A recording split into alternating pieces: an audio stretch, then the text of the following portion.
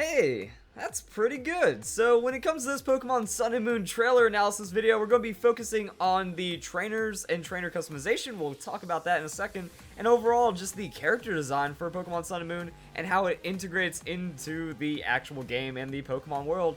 And I am blown away by like the detail that is going into this and just the overall character design in general. Like as we go throughout the trailer, everyone really stands out, and they're fleshed out characters. They actually look like something, and each of them, stand out in their own way, and they're a bit different, and I really like that, at least for the main characters. And even then, like the background characters, it's almost surreal how well this looks. So yeah, we're running around, the running animation just fitting into the world, the scaling, everything looks pretty solid. And even like the people just chilling there, like while they have like fairly generic models, they fit as background characters. It's going to be so crazy when one of them like jogs up to you and is like, hey, Pokemon battle, and it's not like a sprite. These are models, these are people. So that's one of the kind of the big things I wanted to really mention in this video. And also when we look at our rival bro, which is, I guess I skipped over him, he's not, there we go, rival bro looks like the chillest, most cool island kid ever. I mean, rocking the swim trunks, has like that tied up hairstyle, and he looks like he's ready for adventure. I love it. I also like that pose, man. He's like, yo, I'm gonna show you around the island and things are gonna be great. And having like a friendly rival in that regard, it's interesting because sometimes we all like Silver, the second generation rival. We like that guy that's kind of a jerk, but he has some skill behind him, so it feels good when you beat him in something and then you develop some kind of mutual respect. Then there's also just the overly friendly, like, yo, we're friends, but that means I gotta take the piss out of you every once in a while, and I, of course, have to be better than you when it comes to everything. Or at least those specific things. He seems like he's gonna be chill about it, and that's great. And another little subtlety when it comes to this is like once we go through showing the Pokemon, so I guess I was a little too early on this. There's like one, there we go, this scene right here. Welcome to Paradise, cousin. This is the Alola region. So I didn't talk about much about the Alola region.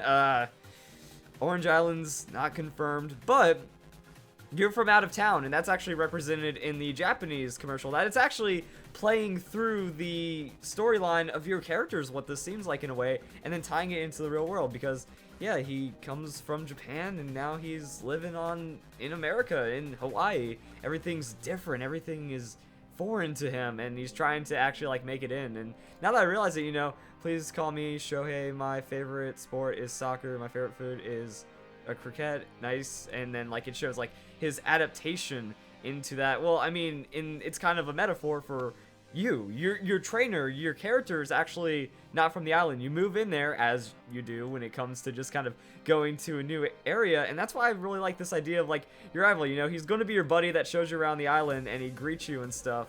So he's your local friend, and you guys become buddies from that. Now let's talk about the trainer customization. So first off, this is only in the Japanese trailer, which I thought was kind of weird. We get a scene where you choose your character, and it's a lot more specialized than the X and Y. Like, we had straight up Aryan, still pretty white, and then kind of dark skin. But with this, we have very white, we have darker skin color, and then we have blacks. Like, we get a bit more of a gradient here, and it makes a lot of sense. Like, we have Island Bro, and then we have the darker skin and stuff. And even though they're just looking at you different, we just have like the more straight on, the kind of tilted look, and then looking up and looking down. They each have their own personality, even though it's the same character, as weird as it is to say. So that just kind of gives it a little bit more relatability, that you kind of pick on that personality and go for it. So that's something pretty cool right there. But then we can also get a glimpse at our clothes. We have a blue striped shirt right here, and then suddenly we have a black stripe. Whoa! Trainer customization confirmed? Are we sure about this? Like, we can't be jumping to conclusions, but this is how it was as we had it for Pokemon, X and Y. This is how it started. It's like, oh yeah, by the way, you can choose different, like, hair colors and skin colors, and then, like, the trainer customization developed from that, and that might be what this is looking like. But then when we kind of put it together, yeah, like, that's different color clothes and stuff, but then it takes it to the next level. It's not just like, maybe this is beta, maybe this is some kind of, like, graphical error thing, it wasn't really kind of thought through. Now you're always going to have a blue striped shirt. No, look at the pants. These pants right here have a white kind of bottom to them, but when we look at the pants from the other parts of that, they have red. yo, we got different pants already. And I mean, we can also see that when we go back to the actual video. I need to go and click off all these. Then we go back to...